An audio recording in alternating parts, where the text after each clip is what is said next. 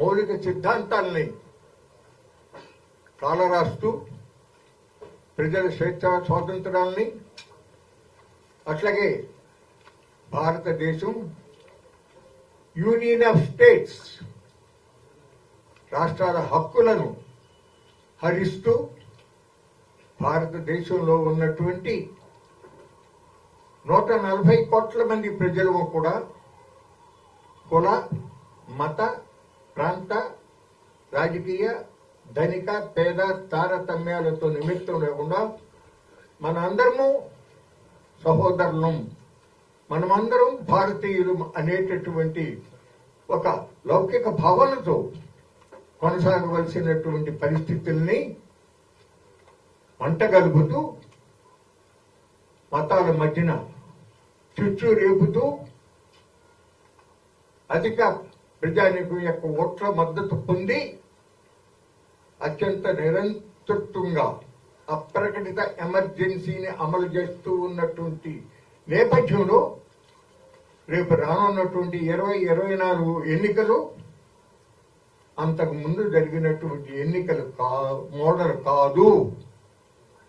2024 ఎన్నికల్లో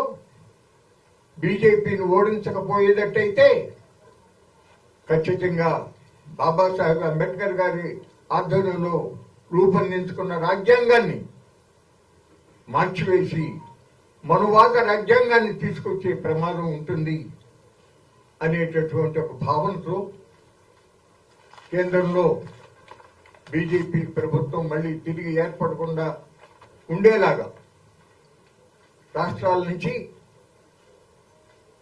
పార్లమెంటు సభ్యులని పంపకుండా ఉండేటటువంటి విధంగా ప్రయత్నం జరుగుతూ ఉన్నటువంటి నేపథ్యంలో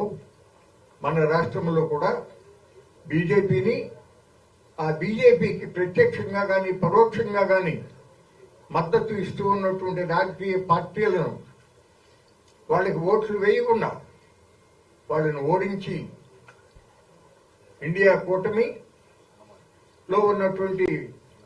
భాగస్వామ్య పార్టీలతో పాటు ఆ ఆశయాలతో, ఆ లక్ష్యంతో ఏకీభవిస్తూ ఉన్నటువంటి ఇతర ప్రజా సంఘాలు, కార్మిక సంఘాలు, రైతు సంఘాలు, మహిళా సంఘాలు, పౌర హక్కుల సంఘాలు అందరూ కూడా కలిసి సమిష్టిగా పోరాటం చేయాలనేటటువంటి ఒక లక్ష్యంతో ఏర్పాటు చేయబడినటువంటి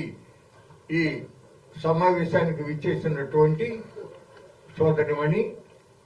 ఆంధ్రప్రదేశ్ కాంగ్రెస్ కమిటీ అధ్యక్షురాలు వైఎస్ షర్మిల గారు, అట్లాగే మన మార్క్సిస్ట్ కమ్యూనిస్ట్ పార్టీ కార్యదర్శి శ్రీనివాసరావు గారు, అట్లాగే సిపిఐ పార్టీ ప్రధాన కార్యదర్శి రామకృష్ణ గారు, అట్లాగే మాజీ రాజ్యసభ సభ్యులు